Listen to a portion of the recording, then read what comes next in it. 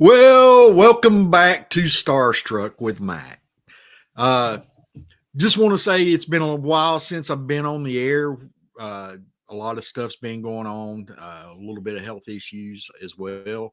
Hopefully, those are behind us as we're going forward, and we can get back more into a routine and not have such a lapse in content. I do apologize.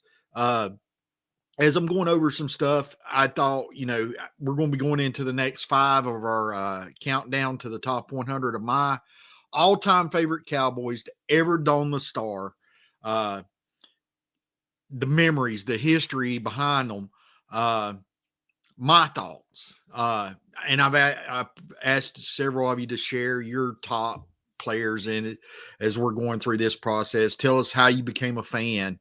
Uh, but I'm going to have those scrolling at the bottom here, the top 100, starting with Brandon Aubrey and working our way down to the next five individuals, uh, numbers 60 through 56. So, 40 into this, and with that break, I thought it would be a nice way for everyone to kind of catch up, to just kind of have those scrolling in the bottom of the screen rather than sitting here going through them one by one and wanting to say something about them and give them their respect. But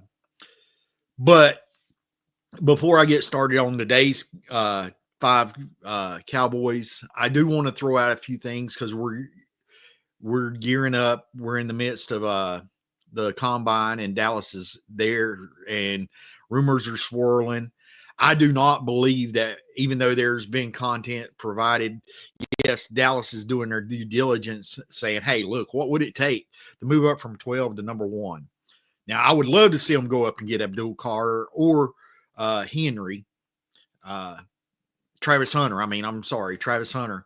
I do not think Shador is going to be the pick, but if they were to move up. But what would it take even to get there?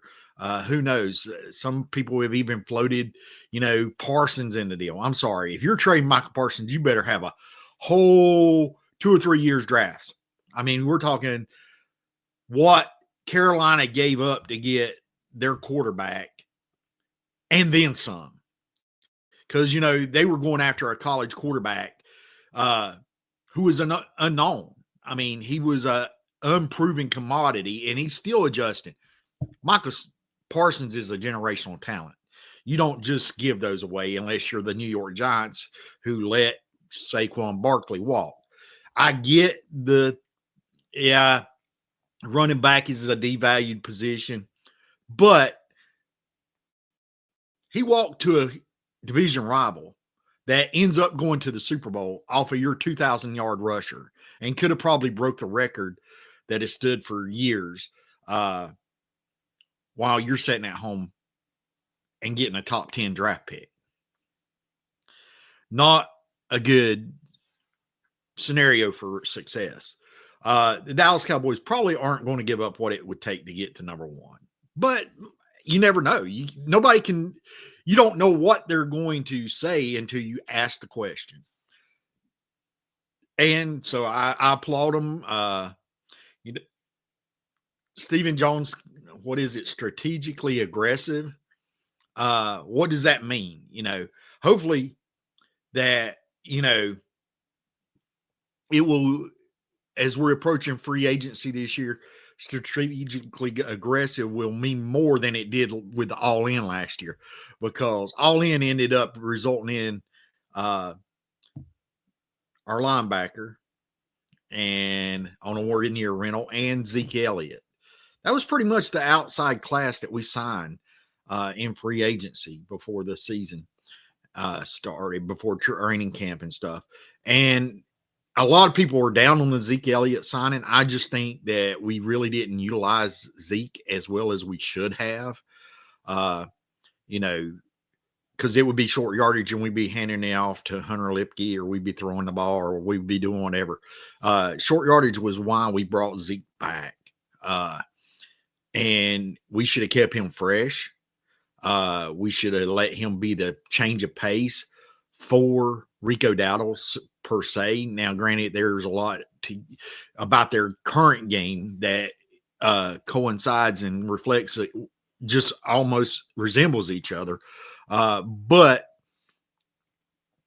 Zeke was one of those where he didn't necessarily need to be starting, but he needed to be your third down back because there's not a better blocking running back in the league than Zeke Elliott.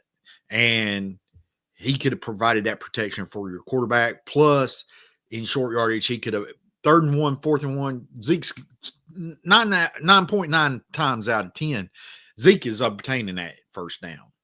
And he was, the times I saw him run last year, he was running pretty hard. Granted, we had a lot of problems with our offensive line, and a lot of people said, well, they finally gave it over to Rico Dowdle, and Rico ends up having a 1,000-yard season, and that's true. But as the season progressed, so did our offensive line. You had Tyler Guyton, who was going through rookie struggles. You had Cooper Beebe that was growing week in and week out as the new starting center. Both of those were playing new positions. Not only were they rookies, which is difficult enough in the NFL, but they were starting at different positions than they historically played in college. And you had Zach Martin for the first time in a long time playing through injuries and then eventually getting shut down. And you had Brock Hoffman coming off the bench who did a gallant effort. I look for him to be really competitive this year going into the season to become the new starting right guard. And in all honesty, we ran the ball better when we did have Brock Hoffman. And I think that a lot of that was due to the fact that Zach was not healthy throughout the year. Even Terrence Steele, there was speculation on Dad and the boys, that, hey, Terrence, you're playing for your career. You're playing for your contract because you definitely could be a cap casualty. Now, I don't know if you've seen the reports on the media and in the on the internet, but our new offensive line coach and our offensive coordinator absolutely love Terrence Steele. They like what he put on tape in the latter part of the season. And in fairness, he was progressing. Now, I don't know if it was because of banged up injuries, little nicks and bruises that was keeping him down, or just the continuity, because he was adjusting, the entire offense was. And then you throw in the fact that we had so many injuries throughout the year, even to our starting quarterback. I mean, so it was like the perfect storm.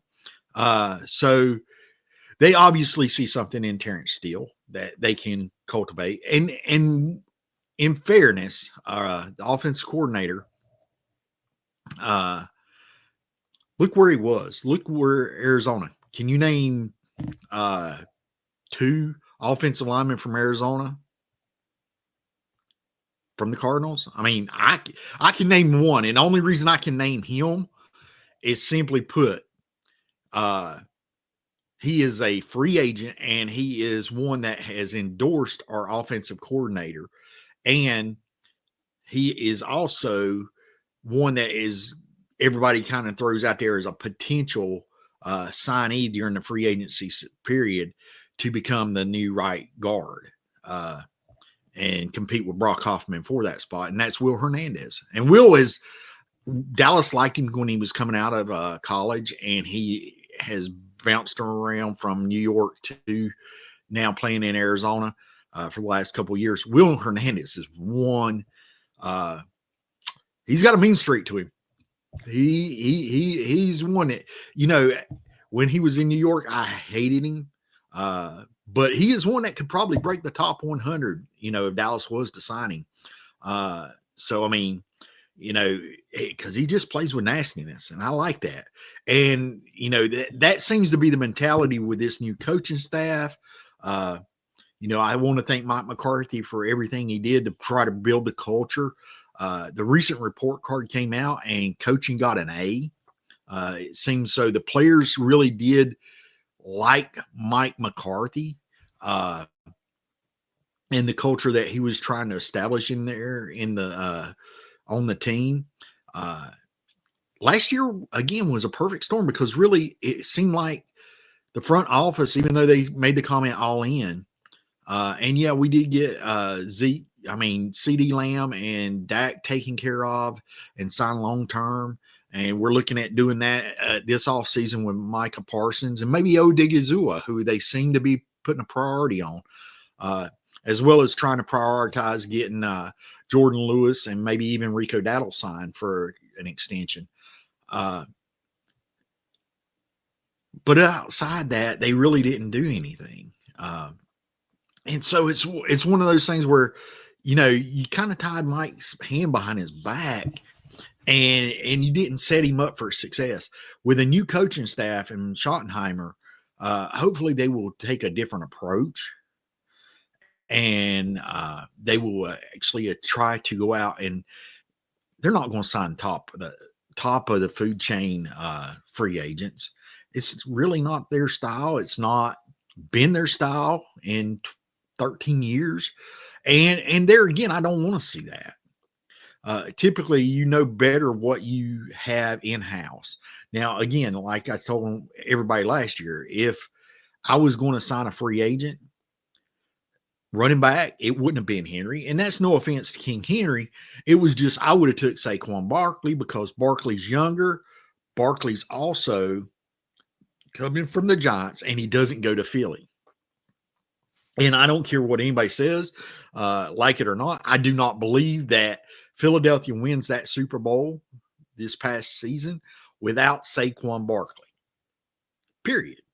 It just doesn't happen. Philly's a good team. It stinks to have to say that. But I do not believe that they are a Super Bowl champion without Saquon Barkley. He set the tone for that team. Their defense came on, granted, but Saquon gave them the opportunity to win games and keep the defense fresh because he was moving the ball by his legs. So, I mean, that's the running back that I was signed. But there again, I'm not even for sure that Saquon Barkley would have had the team, the offensive line in Dallas or anywhere else to achieve the stats that he did or the commitment to the run per se. So, I mean, it's just one of those things where, he landed in the perfect situation for him individually. And unfortunately, at the behest of the Giants fans who gave up a number 2 draft pick, overall draft pick to get him, and then have him all those years. And a lot of those years, he dealt with injuries. They never put an offensive line around him that really let him excel. And I didn't think Dallas did either. Now, there's a lot of talk about it where we're going with the number 12 overall pick, whether it be Ashton Jeanty or a defensive player or maybe on an offensive line. I'm okay with taking Jeanty. He is a difference maker. He is if he's there at 12, take him. I have no problem with that. It depends on, if he's not, then look at offensive lineman. Mel Kiper came out and said that they would look at Omari and Hampton at number 12. I love Hampton. Don't get me wrong. Okay. I watched the kid play it when he was North Carolina visited Duke, and I looked at my son and I said, Michael, that kid's something. I mean, he is something. That kid can run. And the only reason Duke was able to have a comeback in that game and win 21-20 was they quit feeding the kid. They quit giving him the ball in the second half. I mean, he was lighting it up the first half. Duke's defense, which is really good under Manny Diaz, could not stop the kid. I mean, so, they say trust the tape. Trust your eyes. I mean, if you're sitting there in person and you're watching it and you're like, oh my God, it was like he was a man amongst boys. And again, the defense was outstanding this year. And, that's Manny Diaz's forte, is defense. He came from the Penn State defensive coordinator position where he excelled. And that's another one, Abdul Carter, potentially the number 1 overall pick, him or Hunter. I do believe Tennessee, if they keep the pick, doesn't go that route. I think they go with a quarterback since they do have their choice. When you're number 1 overall, you got to get your guy. And I know this is a weak quarterback class compared to others, but you've got to set your franchise up, and they don't. I don't think they feel that the current quarterback area in Tennessee is that particular player. Will Dallas go wide receiver? I don't know. I mean, it just depends on who's there. But I'm all aboard. Just get the best player available at a position of need, and Genty fits that mark. And I'm okay with not taking him if he's not there. Don't, of course, you can't take him, and then hopefully getting Amari and Hampton in the second round, or trading down and then picking Hampton up. I don't think that he's number 12 overall. Is what I'm trying to say. I don't think you should go that high. I think you can trade down and get a couple extra draft picks. But what I do not want to see, and a lot of people fault Dallas from being a running back by committee last year, I do not want to see this. I do not want to see them sit there and try to point and go, well, this one is a second rounder, this one is a third rounder. Because you know what? Last year, what did that do? That ended up, every time we would come up, there would be a run right before we get there, and we would be wiped out on our running backs. I think by the second round, we should have our running back in place.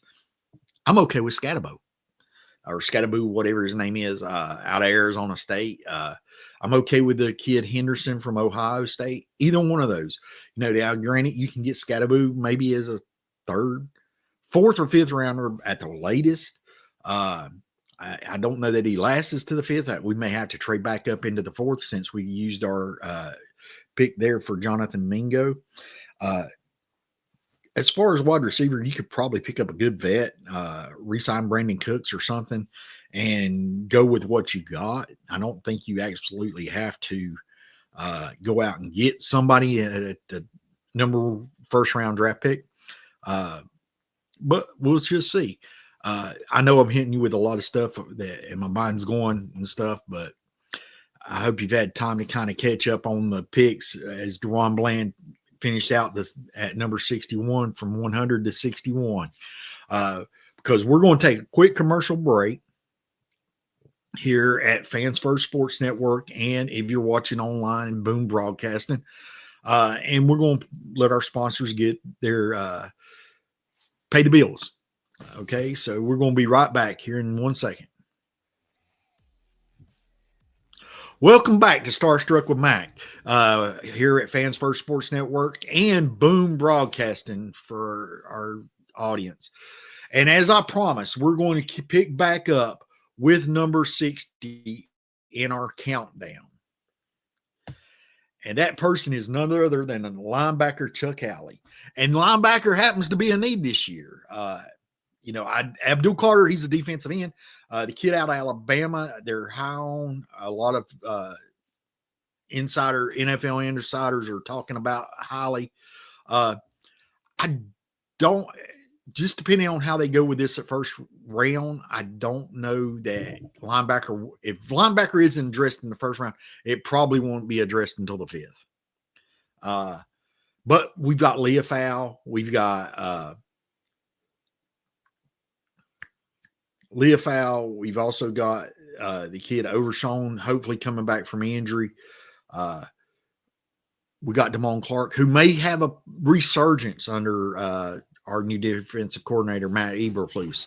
But Chuck Howley is in the Ring of Honor. Chuck Howley was amazing as a young kid. I mean, a really young kid, not giving my age away, but as a really young kid, he was fun to watch. And that was toward the end of his career.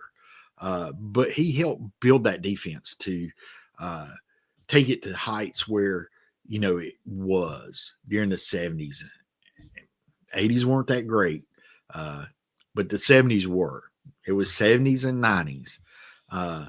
So I was hoping the 2010s would be great and we would go back to prominence, but that just didn't happen. Hopefully we're just a decade off and that we can turn it around mid-decade here and get back. I do believe we're better than a 7-10 team by far. I think a lot of the injuries and stuff last year resulted in what we ended up with. An injury here or there happens, whether it be to a young player like Sam Williams, offensive lineman, this or that throughout the year. But when you get in your quarterback, your CD Lamb played through injury for the last half of the year, that shoulder, and then they ended up just setting him down when the season was basically over and eliminated to allow him more time to recoup. You had Trayvon, you had Deron, and they never actually played that many. I don't think they played more than a game at most last year together. So you had them, you had depth players getting hurt. When you're down to your fifth and sixth cornerback, starting alongside one of your starters, and it just seemed like it was something. We get a player back and we lose another one. We lost to Marvin Overshawn. He may be out part of the year this year. He may be out all year. We don't know yet. But Chuck Howley was Mr. Consistent. He was a beast on that defense in the 60s and 70s. And his name's forever etched in the Ring of Honor at AT&T Stadium. And so we thank you. Now, the number 59, moving right along, is somebody that a lot of your younger folks are more familiar with because it's Tyron Smith. Tyron Smith was a beast. Tyron Smith learned how to play tackle day in and day out by guarding DeMarcus Ware in practice. Now, that would be a task. And then, later on in his career, he had to deal with Micah Parsons in practice. Woo! And he taught Micah some stuff too, I'm sure, because Tyron Smith was a consummate pro. Last year, Tyron left to go maybe chase a ring with or whatever. But you got to understand a couple things about Tyron Smith. Not only was he a young man when he came to Dallas, but he was an all-pro year in, year out. He was consistent. Toward the latter part of his career, it got to where, you could count on Tyron missing games, unfortunately. As our body ages, things happen. We end up in the hospital. We end up, sidelined from a job or whatever the case may be, because things happen. And these guys are playing a physical sport, every week in practice, during the games, and there's collisions. It takes a toll on your body. There's no getting around that. Tyron left to go to New York, played tackle there with Aaron Rodgers. Chance to chase a ring. Well, it didn't work out in New York. So he's a free agent again. There's even been talk about potentially, will Tyron come back to Dallas as he has throughout his career, a team-friendly deal. If you go back and look at the numbers that they were paying Tyron Smith for the prime years of his career, that Tyron was a team guy. He was one of those that he didn't have to break the bank. He didn't have to be top of the market. He sacrificed for the betterment of the team financially. And I will be the first to tell you, I would absolutely love for Tyron Smith to be there next year.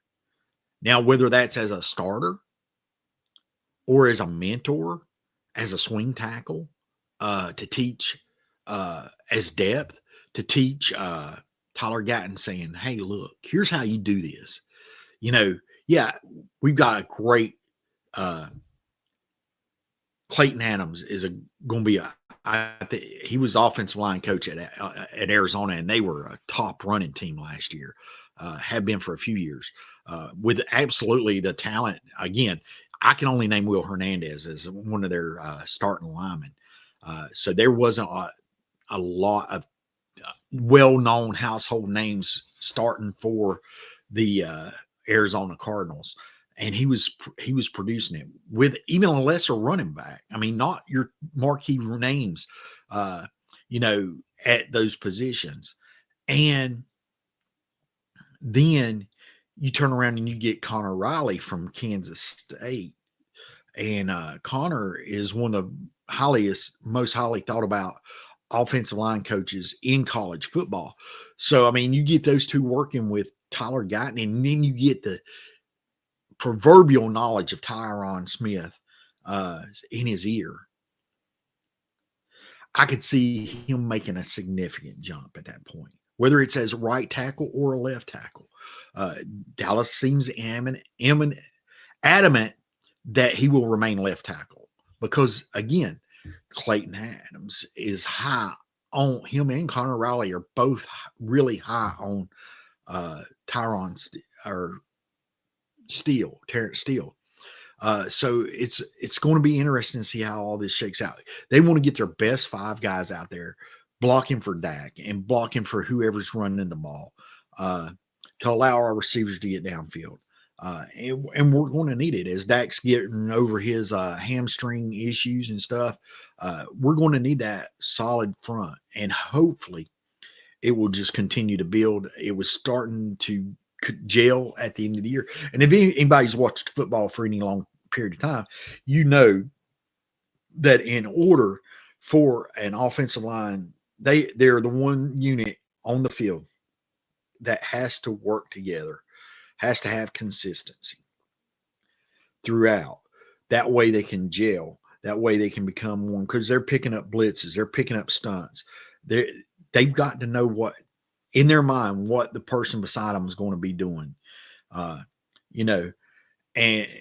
being ex-military, if you were in a combat zone, you had to know what the guy beside you in your foxhole is going to do, or that when you're storming a building, if it's in the city, you had to know what that person was going to do.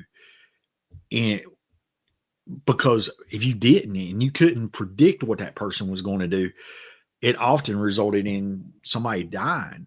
Well, if in the NFL, if you've got offensive line and these guys haven't gelled and haven't really built that cohesion, then guess what? It often ends in tackle for a loss or a sack or a quarterback hit. And that's not how you want to play this game. So if you're willing to come back, Tyron Smith, on the team-friendly deal, welcome home, son. Welcome home. Come on back to Dallas, because, he probably doesn't want to go out and stuff. His family, he's got his life built in Dallas. He just went up to New York for trying to see what it could do. Come on home. If you're not going to retire, play another year in Dallas, and we'll welcome you back with open arms. And at number 58, Mel Renfro. Cornerback Mel Renfro. Again, young childhood. Mel Renfro was he was the Deion Sanders for the Dallas Cowboys during that time. He was their corner, their shutdown corner, and he did it.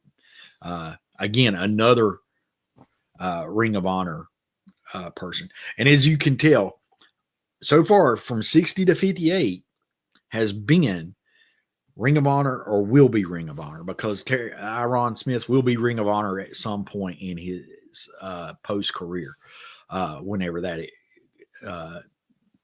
comes to an end. Just like the one that we lost, Zach Martin, retired. Zach's going to be a Ring of Honor candidate and probably go in quickly. The Senator was amazing, but retired with more all-pro seasons than holding penalties. Who can go figure that?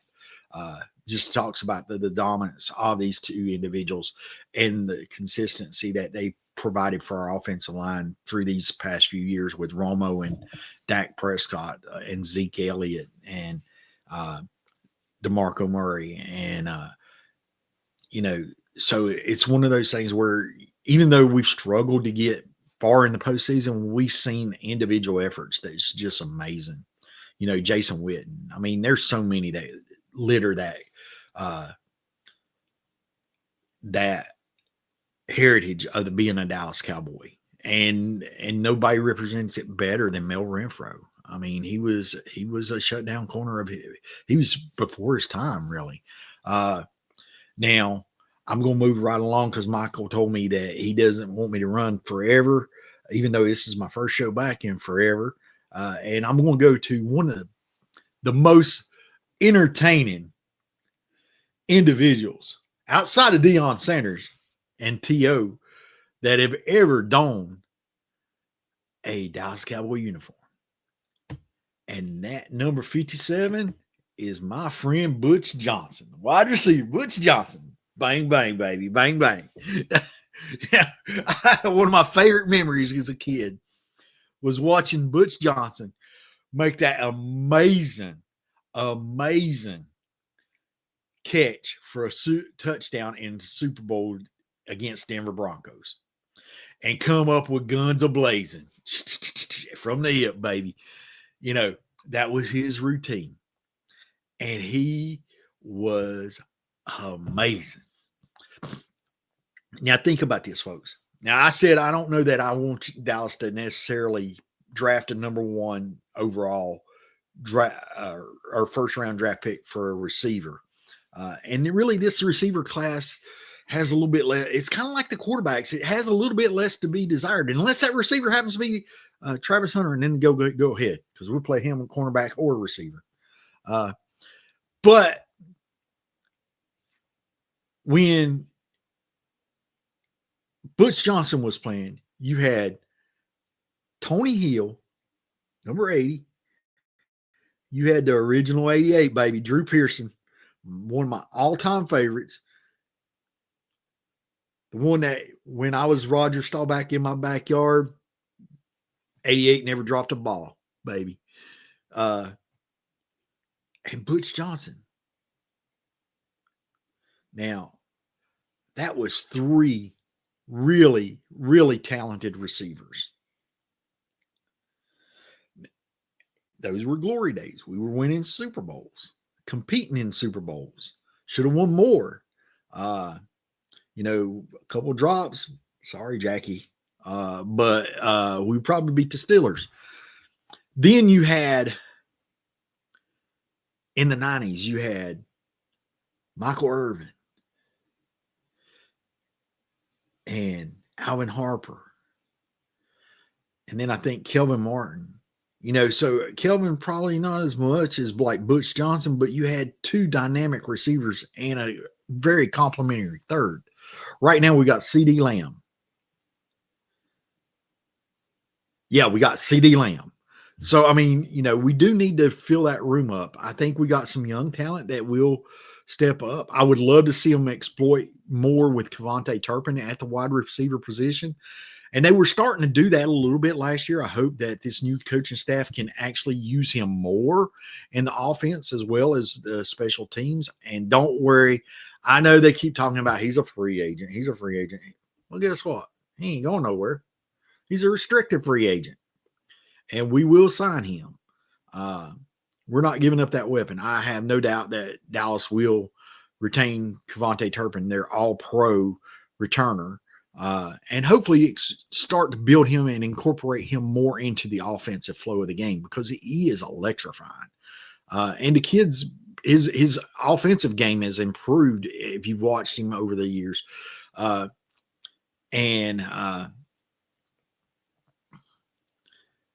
So for the brevity of time, I'm going to move on. And it's nothing meant against Butch Johnson. No, he is not in the Ring of Honor. He's in my Ring of Honor. I love Butch Johnson. I love that. He was an entertainer. Before the people like the prima donnas, the Terrell Owens and stuff got to entertain, there was Butch Johnson, and he was an entertainer. But I'm going to move on to number 56. And number 56 is kind of special to me because not only is he one of my favorite Cowboys, but my very first trip to Dallas was the year that Dallas won their last Super Bowl. And it was one of the last trips that I ever took with my dad. And it was my dad and myself and my nephew, Jimmy, that got to go and watch them. Unfortunately, we lost to the Washington Redskins that year. But I kept telling the Redskin fans, I was like, that's all right, because y'all going to be in, we lost to you, but, you know, and it stinks. But we're going to be going to the Super Bowl, and y'all are going to be going home. You know, and this happened right around the early part of December, and it was my nephew's birthday. We actually got to go to Billy Bob's. Yeah, Billy Bob's, and see George Jones, the possum, play at Billy Bob's. You know, so I mean, it was just a wonderful experience. And it was a fun trip. And it was one of those that I'll never forget for my entire lifetime. And hopefully my nephew won't, as he goes throughout his life. But it was one of those things where it was the last trip that my dad and I ever got to take together before he passed.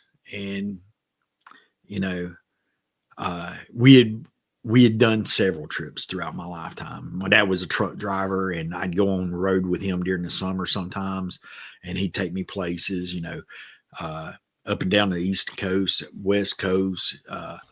And, I was in the Army, and a lot of the time when I would go to Arizona or different locations here in the continental United States, Maryland or whatever, my dad would go with me and help me get settled and then come back home. He'd go leave me the car and he'd try and catch a ride on the truck back and help the guy drive. He was that kind of guy. And those were some of the best memories I ever had was with my dad on the open road.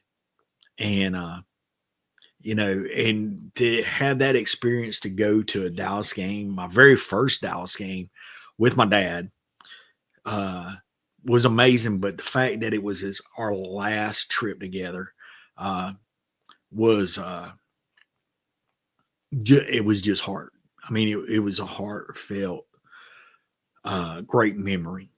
And, I won't go into it here, but, I've told my kids, a story about my dad because, he passed before any of my children were born. And, they want to know about their grandparents, who influenced their dad to be the person he is that hopefully will influence them to be a better human being.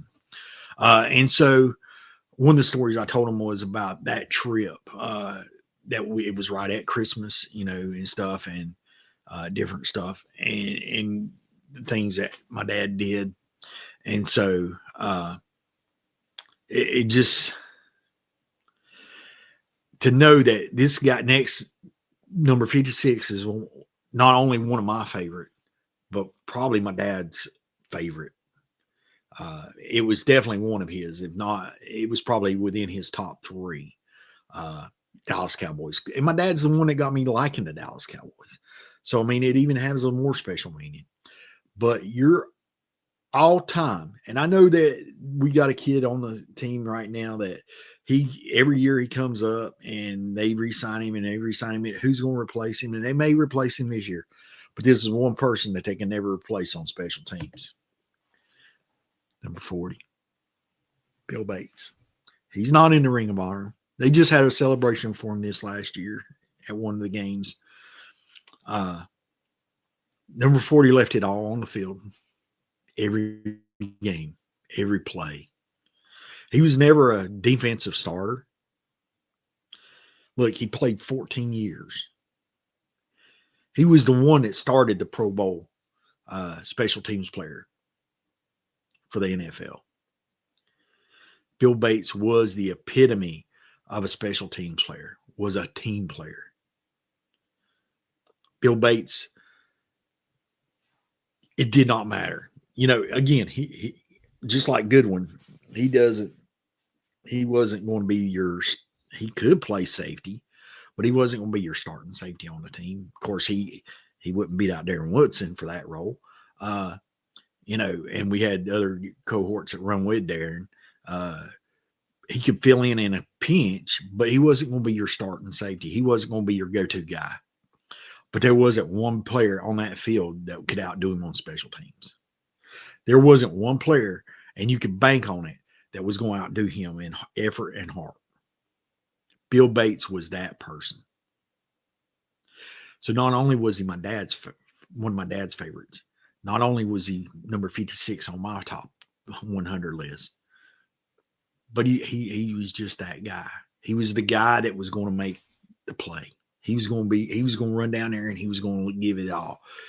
And if you've watched this top 100 and you know that, hey, this guy gives his all, like DeMar Overshawn at 85, Michael Gallup at 84, Everson Walls at 83, 82 Tyler Smith, you know that giving it your all, play in, play out, not taking time off, not taking plays off, being the epitome of a good guy is going to land you on my list. Bill Bates exemplifies that. And that's where I'm going to stop today as far as the list. And I want to say thank you and welcome back to Starstruck. Next week we are going to redo and bring back Dad and the Boys. It's been a hiatus for both of us. Unfortunately, like I said, I've been dealing with some health issues here lately, and I'm hopefully getting back on track. A lot of things going on in life, but that's not to make an excuse for my absence. Hopefully we can get this back in a roll and in a routine where we're giving you provided quality content here on Boom Broadcasting and Fans First Sports Network. And we look forward to seeing you next week for another episode of Starstruck with Mack. And just in the same old words as the American Dream, Dusty Rhodes, whose son is now going to be competing as a world champ, Cody. Don't know if he's going to give his soul to the Rock or not, but I like to augment Dusty Rhodes' words with second to none and has no equals. The Dallas Cowboys, number one in your heart. God bless you. Thank you for your time and your patience, and thank you for your understanding. And we look forward to seeing you next week here on Fans First Sports Network and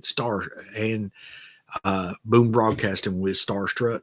And next week also we will be airing an episode of Dad and the Boys as we hopefully look at maybe some potential at post-combine, some potential draft picks for the Dallas Cowboys.